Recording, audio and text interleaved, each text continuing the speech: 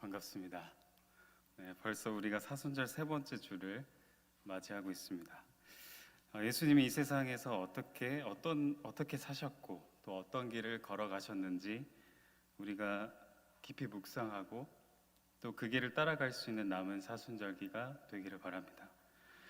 이 사순절 기간 동안 목사님 소개해 주셨지만 우리가 어떻게 하여야 하나님의 일을 하오리까 라는 큰 주제 아래 앞으로 우리 교회가 나아가야 할 방향을 모색하고 있는데요.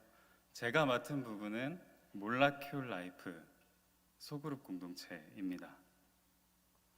이 몰라큐 라이프란 용어가 좀 낯서실 텐데요.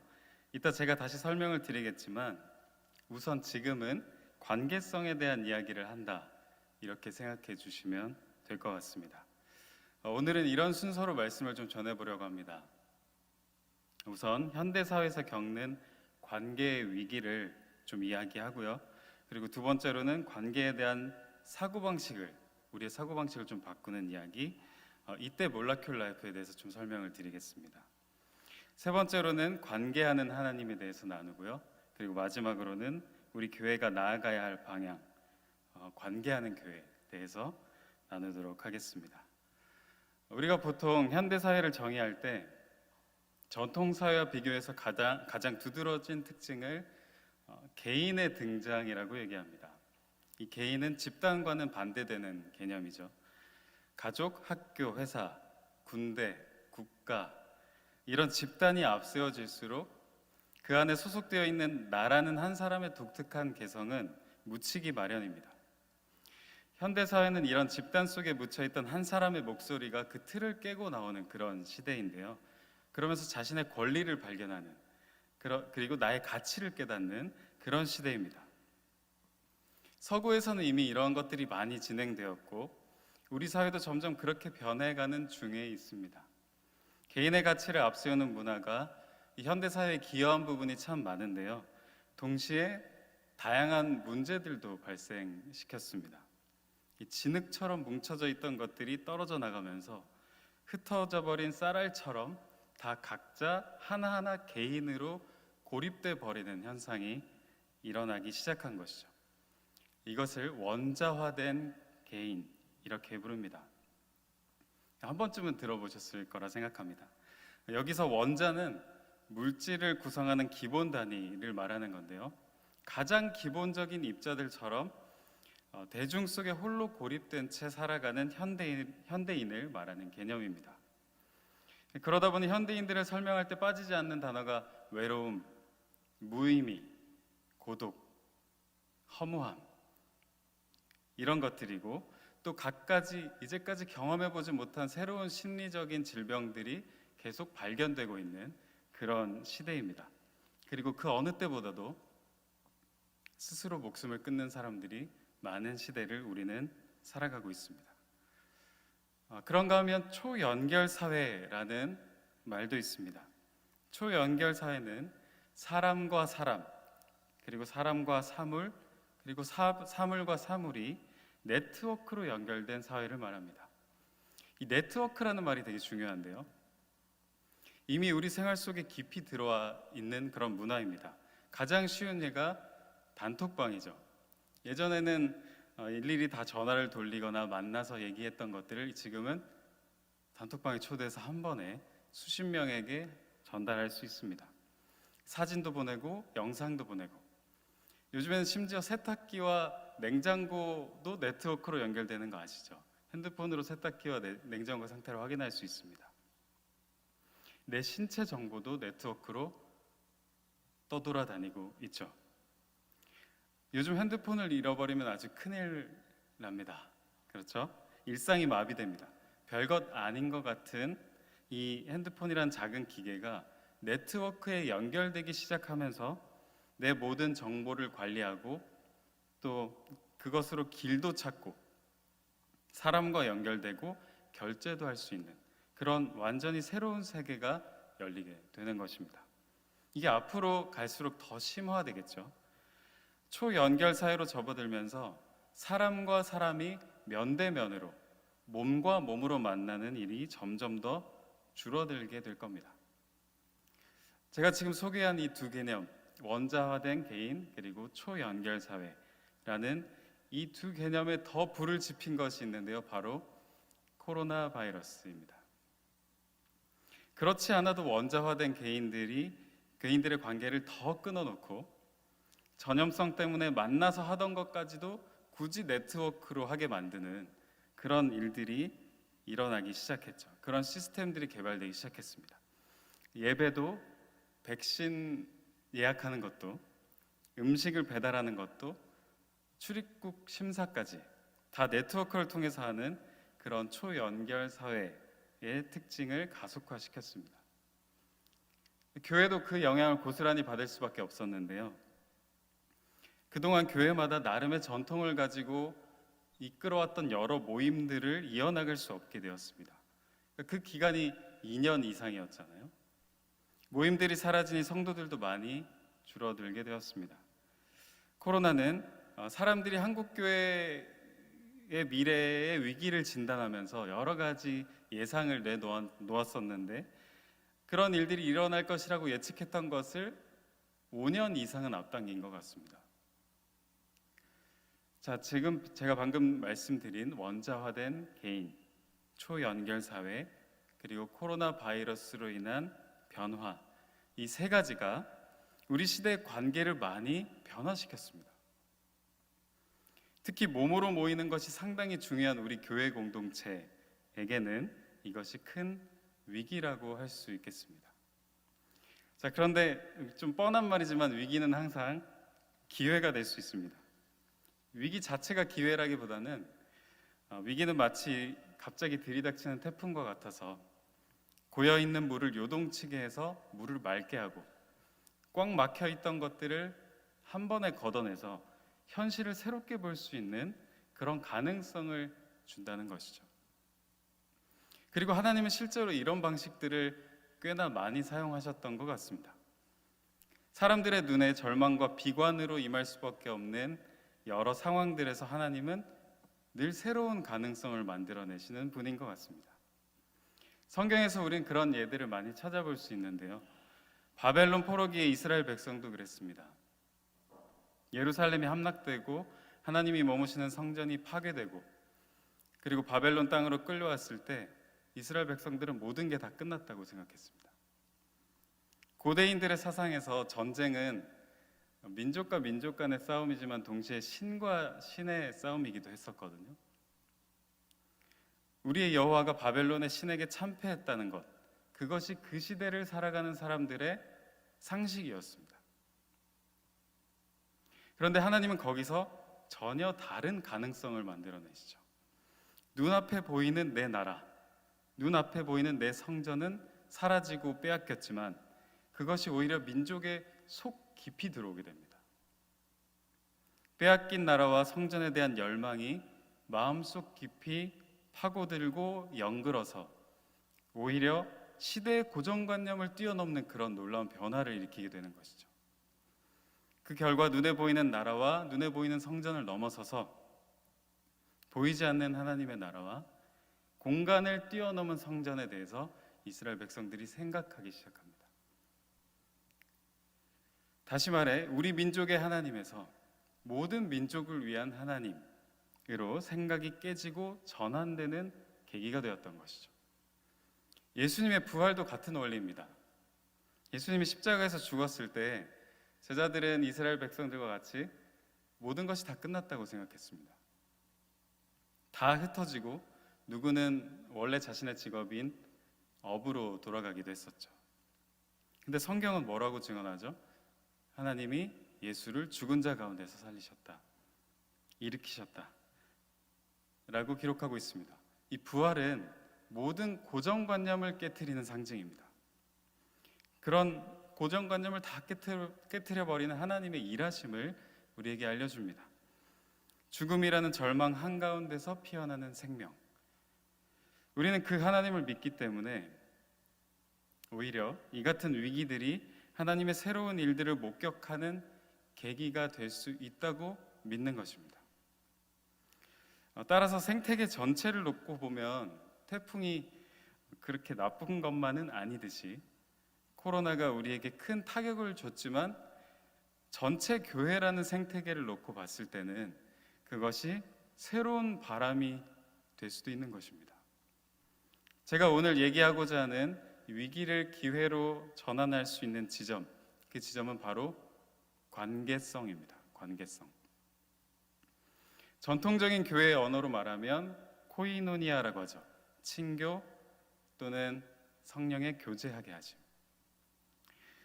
돌이켜보면 이 코로나 이전의 한국 교회는 수많은 촘촘한 모임들로 가득 채워져 있었습니다. 외국의 교회들이 한편으로는 놀라기도 하고 한편으로는 당황스러워하기도 하는 그런 지점인데요. 무슨 교회 모임이 이렇게 많은가? 주중에는 주중 모임들로 가득 차 있고 주일에는 새벽부터 저녁까지 예배와 모임과 회의와 기도회로 모든 시간들이 다 꽉꽉 채워져 있었잖아요. 어떻게 보면 그런 모임들이 한국 교회를 여기까지 이끌고 왔는지도 모르겠습니다. 그런데 솔직하게 놓고 돌아보면 댐에서 물이 새어나오듯이 조금씩 균열이 있었던 것은 사실이고 과부하에 걸려 지친 사람들이 많았던 것도 사실입니다. 코로나 이전에도 많은 이들이 이미 고민하고 있었습니다. 이 문제에 대해서. 과연 이 모든 모임들이 다 필요한 것일까? 이 모든 모임들이 우리를 성숙한 신앙인으로 만들어 나가고 있는 것일까? 말씀을 묵상하고 나누고 기쁨과 아픔을 함께 나누면서 그리스도인으로 다시 한번 살아가기를 다짐할 그런 일말의 여유조차 없는 꽉 채워진 바쁜 주일이 소진된 한국교회의 모습이 과연 하나님이 보시기에 어떻게 보일까? 라는 그런 질문들이 이미 한국교회에 많이 퍼져 있었다는 것이죠.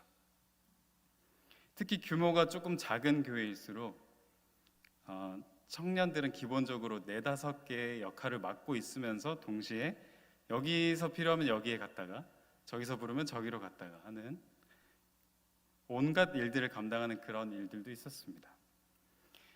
그런데 그런 모임을 가까이서 이렇게 지켜보면 어느 것 하나 중요하지 않은 모임이 없었죠. 가까이서 보면 다 중요해 보입니다. 하나라도 그만두거나 멈추기가 쉽지 않았습니다. 한두 명의 결단이나 큰맘 먹고 그 모임을 멈추거나 바꾸기 어려울 정도로 이미 가속도가 많이 붙어 있는 상황이었습니다. 자, 그런데 코로나가 일순간에 이 모든 것을 멈춰 세웠습니다. 우리가 살아가면서 평소에는 이 음식도 먹고 저 음식도 먹고 싶고 몸에 좋은 것과 영양제와 보약을 이렇게 다 챙겨 먹는 것이 좋다고 생각하고 살아가잖아요. 그런데 어떤 이유에 의해서 단식을 하게 되면 또는 금식을 하게 되면 처음엔 힘들지만 며칠이 지나면 깨닫게 되죠. 내가 꼭 뭔가로 가득 채워야 건강한 것은 아니구나. 덜어내야 살 때도 있구나.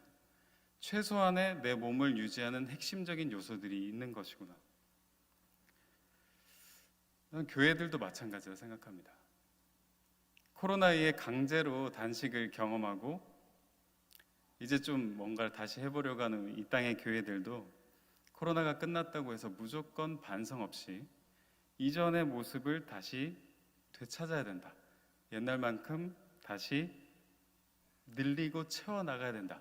이렇게 무턱대고 생각할 것이 아니라 잠시 멈춰서서 교회라는 공동체가 있기 위해 가장 최소한으로 필요한 것이 무엇인지 한 번쯤은 재정립할 필요가 있는 것입니다. 제가 오늘 나누고자 하는 그 최소한의 핵심 요소가 바로 관계성입니다. 그렇다면 코로나 이후의 현대 사회에서 교회는 관계성에 어떻게 접근해 나가야 할까요? 사실 관계는 원래 교회에서 강조하던 것 아닌가라고 생각하는 분이 계실 수도 있을 것 같습니다. 맞습니다. 우리는 늘 관계를 강조해 왔었죠. 그런데 우리가 생각해왔던 관계는 제가 아까 앞에서 얘기한 원자화된 개인들의 관계였습니다. 그러니까 내가 있고 누군가가 있고 우리는 관계하고 그 관계는 좋아야 하고 이렇게 우리가 생각하고 살았다는 것이죠. 그런데 이런 사고방식을 전환할 필요가 있습니다. 바로 원자화된 개인에서 몰라큘 라이프로. 몰라큘은 분자를 의미하는 영어 단어인데요. 그래서 몰라큘 라이프라 함은 분자와 같은 삶 또는 분자적인 삶이라고 표현할 수 있을 것 같습니다. 우리 인식을 이렇게 바꿔야 합니다. 아까 현대사회를 설명했던 그 원자화된 개인이라는 표현, 쌀알처럼 흩뿌려진 개인들. 그런데 이 몰라큘 라이프는 최소 단위를 한 개인이 아니라 이미 관계 속에 있는 나로 설정합니다. 이 그림을 보면 좀 이해가 더 쉬우실 것 같은데요. 이거 분자 구조의 모형입니다.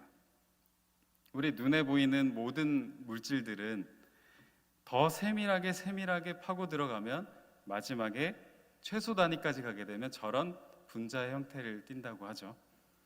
저 모형의 동그란 것들이 다 원자입니다. 색깔에 상관없이. 다른 종류의 원자들이 이렇게 결합을 해서 분자가 되는데요. 원자화된 개인은 사람이라는 존재의 최소 단위를 어떻게 보냐면 저 동그라미 하나하나로 보는 것입니다. 다 떨어져 있는 개인들이죠. 그런데 물질의 성질을 가지려면 나무가 되려면 의자가 되려면 그 물질의 성질을 가지려면 원자에서 그치면 안 되고 분자의 형태까지 이르러야 합니다. 원자가 결합한 분자가 되어야 비로소 물질이라는 성질을 가질 수가 있습니다. 조금 어렵지만 느낌이 오시죠? 느낌이 오면 된 겁니다. 그래서 쪼개면 우리는 원자까지 갈 수 있지만 물질의 성질을 갖기 위해서는 항상 분자의 모형을 가져야 한다는 것이죠. 결합한 모습이 되어야 된다는 것입니다. 그래서 원자화된 개인에서 분자적인 삶으로 사고방식을 바꾼다는 것은 내가 있고 누군가가 있고 우리는 관계한다, 이게 아니라 항상 이미 관계성 속에 우리는 있다는 것입니다. 그렇게 시야를 바꿀 필요가 있습니다. 따로 떨어진 나라는 건 애초에 없다는 것이죠. 근데 그렇게 놓고 보면 사실 하나님도 관계성 안에 있습니다. 하나님도 관계하는 분이죠. 보통 우리는 하나님이 우리와 관계를 맺는 분이시다, 하나님이 우리와 관계 맺기를 원하는 분이시다, 이렇게 생각을 하는데요. 보다 근원적으로 얘기하면 하나님이라는 그분 존재 자체가 관계적입니다. 우리는 삼위일체 하나님을 믿는다고 고백합니다. 우리 교회 사명 선언문에도 나오죠. 삼위일체 하나님께 마음과 뜻을 다하여 예배하고. 이것은 교회가 오랫동안 이어온 전통적인 고백인데요. 근데 막상 이 삼위일체가 무엇인지, 어떻게 셋이 하나가 되고 하나가 셋이 되는지 논리적으로 설명하는 건 많이 어렵습니다. 애초에 하나님을 사람들의 언어로 설명해낸다는 것 자체가 한계가 있는 것이기도 하고요. 그렇지만 우리 교회의 역사에서 삼위일체를 그래도 가장 가깝게 설명하고 있다고 하는 한 단어가 있습니다. 이 단어에 주목하면 그래도 삼위일체로 관계하는 하나님에 대한 이해를 조금 도울 수 있을 것 같은데요. 바로 헬라어 페리코레시스라는 단어입니다. 우리나라 말로는 상호 내주, 상호 침투, 상호 의존, 이렇게 좀 어려운 말로 번역되기도 하는데 좀 복잡하죠. 근데 이걸 오히려 헬라어로 이해하면 되게 쉽습니다. 페리코레시스에서 페리라는 말은 원을 그리며 도는 것을 얘기합니다. 그리고 코레시스는 조화롭게 춤추는 것을 말합니다. 뭐가 떠오르지 않으시나요? 원을 그리면서 조화롭게 춤추기, 강강수월래가 떠오르지 않으시나요? 해보셨죠? 리듬과 박자가 조화, 이 너무 중요합니다. 혼자 이상하게 행동해서는 이 강강수월래라는 춤이 이루어질 수 없습니다. 그렇게 서로 다르지만 원을 돌면서 춤추면서 하나가 되는 것입니다. 이게 삼위일체라는 이 하나님에 대한 하나님의 속성을 설명하는 아주 중요한 단어입니다. 이렇게 서로 다른 세 분을 온전히 하나로 만드는 것은 그 힘은 바로 사랑입니다. 매우 긴밀한 사랑의 관계, 이것이 삼위일체가 의미하는 바입니다. 그 사랑 속에서 끊임없이 관계하면서 조화롭게 춤을 추시는 하나님은 결코 혼자 일하지 않으십니다. 하나님의 창조도 하나님의 구원도 협력해서 일어나고 있는 사건이었습니다. 성자는 아버지의 뜻에 순종해서 십자가를 지시고, 성부는 그 아들을 죽음에서 일으키셔서 그 이름을 지극히 높이시고, 성령은 사랑으로 아버지의 마음과 예수 그리스도의 사역을 우리에게 깨닫게 하시죠. 결코 원자처럼 따로 떨어져서 일어날 수 없는 일입니다. 관계 속에 있는 하나님이십니다. 그래서 우리는 감히 이렇게 표현해 볼 수 있을 것 같습니다. 태초에 관계가 있었다. 무의미나 공허함이 아니고, 또 혼자 고립되어 있는 외로움도 아니고, 군림하는 강한 힘도 아닌 끊임없이 사랑의 교제를 나누고 관계하고 있는 하나님이 세상의 시작에 계셨다. 이 사실은 우리에게 큰 의미가 있습니다. 우리가 이 세상에 홀로 내던져진 것이 아니다. 하나님은 그 관계 속에서 우리를 그 관계로 또 초대하신다. 하나님의 형상인 우리도 관계하는 존재들이고, 우리가 사랑의 관계를 이루어야만 이 땅에서 참된 삶을 맛볼 수 있다. 원자 같은 개인이 아니라 분자 같은 관계성으로 우리를 하나님은 초대하고 계시는 것입니다. 자, 그럼 이런 하나님으로부터 부르심을 받은 이 땅의 교회들이 나아가야 할 방향이 무엇이겠습니까? 이 끊임없이 사랑의 관계성 속에 머물고 계시면서 서로 춤을 추고 계시는 이 삼위일체 하나님을 닮아서 우리도 긴밀하고 조화롭게 춤을 추며 리듬을 맞춰 나가는 관계성이 살아있는 공동체가 바로 교회 공동체가 되어야 합니다. 이것이 교회들이 갖추어야 할 최소한의 핵심 요소입니다. 우선 교회 내부적으로 건실하고 견실한 작은 공동체들이 많이 일어나야 합니다. 그런 소그룹들이 많아져야 합니다. 우리 개신교는 가톨릭이나 동방정교와 다르게 하나님 앞에 홀로 서기를 상당히 강조하는 그런 교파입니다. 하나님 앞에 홀로 서기. 익숙하시죠? 누구도 대신할 수 없다. 하나님 앞에 내가 혼자 서야 된다. 그리고 나 스스로가 하나님과 대면하여 그 풍성한 은혜를 누리고 경험하고 회개하고 내가 변화되어야 된다. 이것을 우리는 유독 강조합니다. 그런데 이게 너무 강조되다 보니 교회 공동체는 그냥 내가 구원을 받기 위한 통로 또는 내가 신앙생활을 하기 위한 징검다리 정도로 여겨지는 경우들이 간혹 있는 것 같습니다.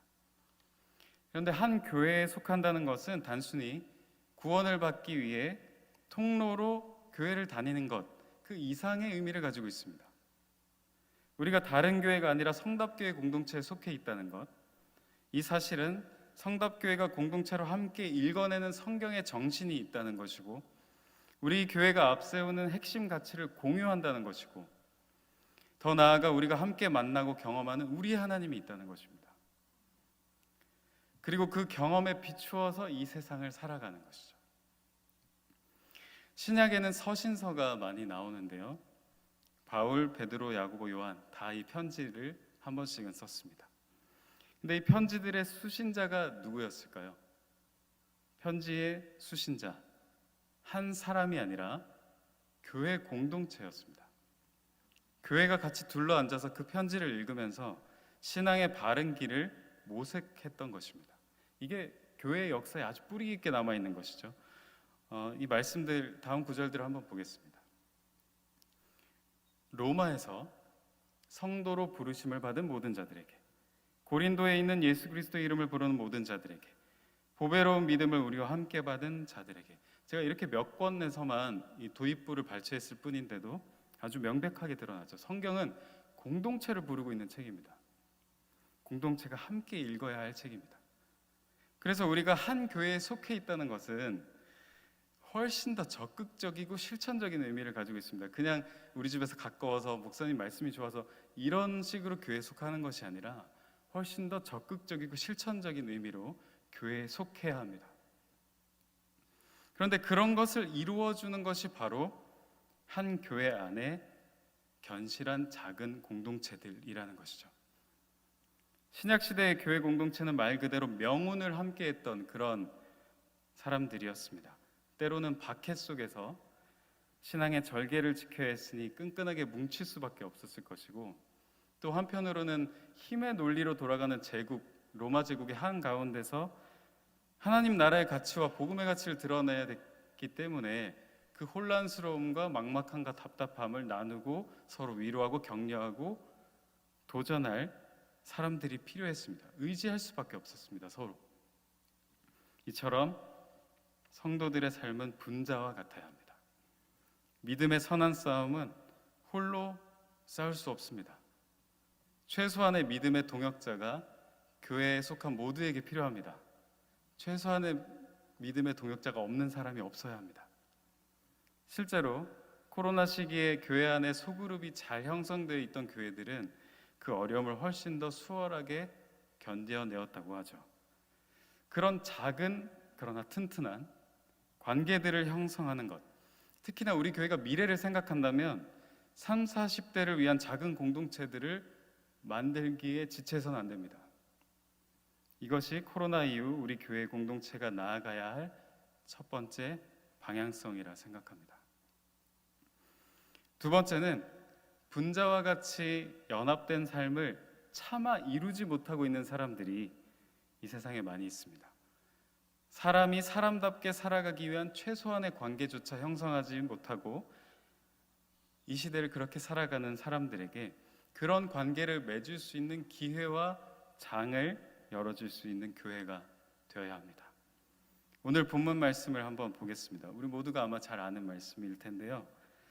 이 말씀은 예수님께서도 자신의 사역을 시작하시면서 회당에서 앞으로 걸어 나가셔서 성경을 펴시고 선포하듯이 읽으셨던 그 구절입니다.